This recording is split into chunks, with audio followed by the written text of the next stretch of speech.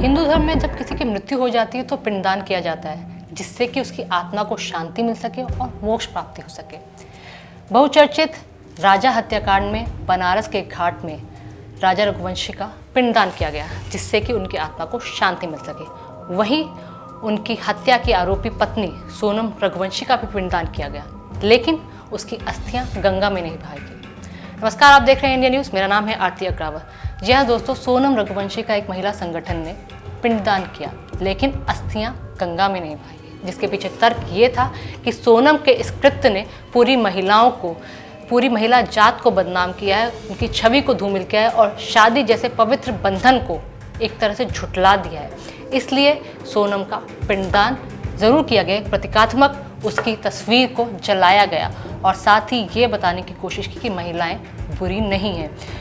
दोस्तों, राजा रघुवंशी की हत्या के बाद जिस तरह हनीमून पर सोनम रघुवंशी ने साजिश रचकर अपने प्रेमी राज कुशवाहा के लिए 3 लोगों के साथ मिलकर उसे मरवा दिया, उसके बाद से ही लड़के, आजकल के जो लड़के हैं वो डरने लगे, शादी से दूर भागने लगे और इसके पीछे कई चर्चाएं छिड़ गई कि क्या महिलाओं को हो गया है कि जो महिलाएं सेंसिटिव मानी जाती थी, सेंसिबल मानी जाती थी, जो दिल से सोचती हैं, जो पहले अपने परिवार वालों, अपने से पहले अपने लोगों के लिए, अपने परिवार वालों के लिए सोचती है और जो हिंदू धर्म या फिर कोई भी धर्म में पति का दर्जा बहुत ऊपर माना जाता है, परमेश्वर कहा जाता है, तो उसको इस तरह से मार दिया जाता है, साजिश रचकर मिटा दिया जाता है, किसी का बेटा छीन लिया जाता है, किसी का भाई छीन लिया जाता है। तो इस तरह से लोगों के दिल में काफ़ी गुस्सा था, रोष था।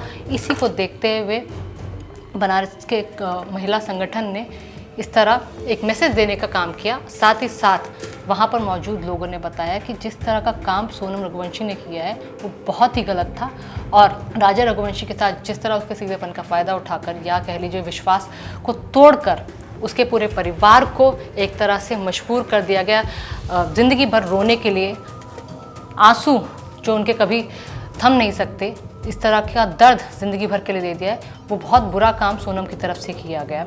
इसीलिए एक मैसेज देने के लिए इन लोगों ने पिंडदान किया, लेकिन उसकी अस्थियां और उसकी तस्वीर को जलाया गया, गंगा में बहाया नहीं गया।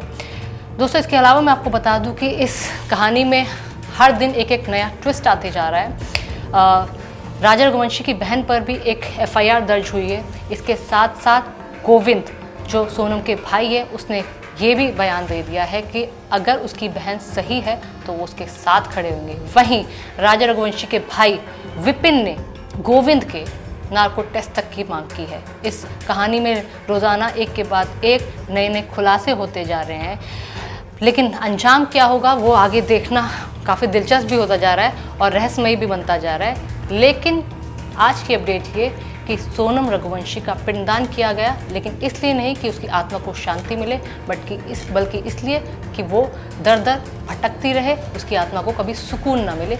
ये महिला संगठन का कहना है। आपकी इस पर क्या राय है, हमें कमेंट करके ज़रूर बताइए। नमस्कार।